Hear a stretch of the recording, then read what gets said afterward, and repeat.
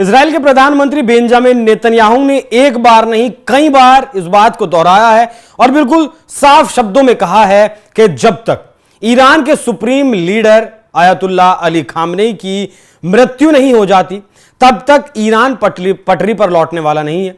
तब तक ईरान और इजराइल के बीच जो जंग चल रही है वो जंग खत्म नहीं होगी। ट्रंप के द्वारा यह भी कहा गया कि हमें पता है कि खामनेई किस लोकेशन पर है, किस बंकर में है, कहां छिपे हुए हैं, हम जब चाहें खामनेई तक पहुंच सकते हैं और शायद अब खतरा और ज्यादा बढ़ गया है।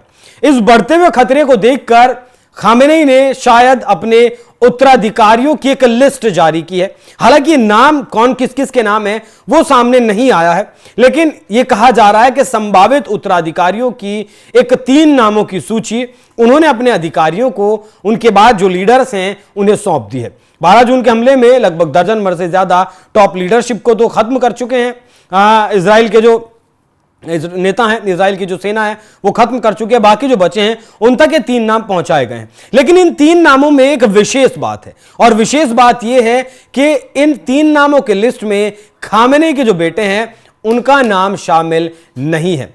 किन लोगों के नाम शामिल हैं वो अब तक सामने नहीं आया है, लेकिन यह बात तय है कि उनके बेटे का नाम इसमें नहीं है।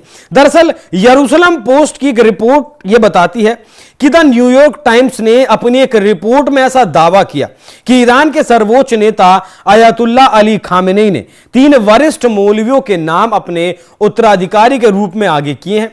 इजराइल के साथ चल रहे संघर्ष के दौरान अगर उनकी हत्या हो जाती है तो इस स्थिति में उन तीनों में से किसी एक को पदभार दे दिया जाएगा। रिपोर्ट्स ये भी बताती हैं कि खामेनेई ने ईरान के सर्वोच्च नेता चुनने वाले विशेषज्ञों की सभा को यह निर्देश दिया है कि जो उन्होंने 3 नाम चुने हैं उन्हीं में से उनका उत्तराधिकारी चुना जाए।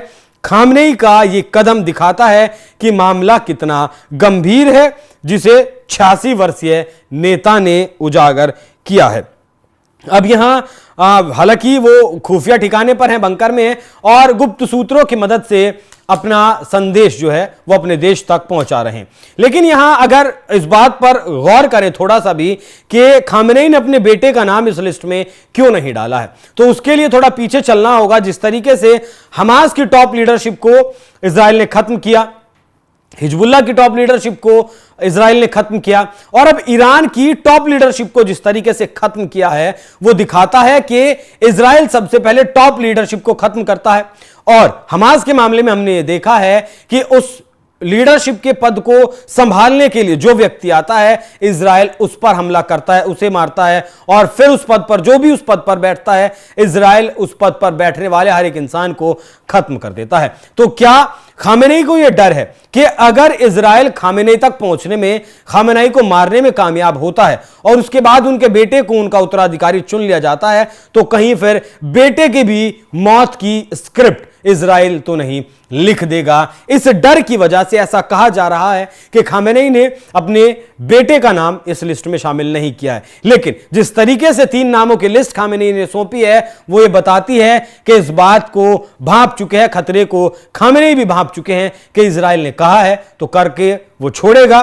बाकी युद्ध लगातार 9 दिन हो चुके हैं, युद्ध लगातार चल रहा है, दोनों देशों एक दूसरे पर हमला कर रहे हैं। जहां इजराइल सैन्य ठिकानों को ईरान के टारगेट कर रहा है, वहीं ईरान की तरफ से आबादी रिहायशी वाले इलाकों को टारगेट किया जा रहा है, जिस पर इजराइल ने चिंता भी व्यक्त की है। और इस पर ईरान का कहना है कि जितने भी इजराइल की जगह है वो सब फिलिस्तीनियों की कब्जा की गई जगह है, ये घुसपैठ है। मतलब वो जितनी भी जगह में इजराइल है वो सारी जगह फिलिस्तीन की है और यहां हर एक नागरिक घुसपैठिया है, तो हम जहां चाहें वहां हमला करेंगे। बाकी ट्रंप ने 2 हफ्ते का वक्त लिया है ये बताने के लिए कि वो इस युद्ध में सीधे तौर पर लड़ाई लड़ेंगे या पर्दे के पीछे से नेतन्याहू का साथ देंगे या फिर लड़ाई में उतरेंगे भी या नहीं, और लगातार उनके बयान भी बदलते रहते हैं। बाकी जिस तरीके से खामेनेई ने लिस्ट जारी की है उस पर आप लोग क्या सोचते हैं, कमेंट कर अपनी राय हमें जरूर बताइएगा। नमस्कार।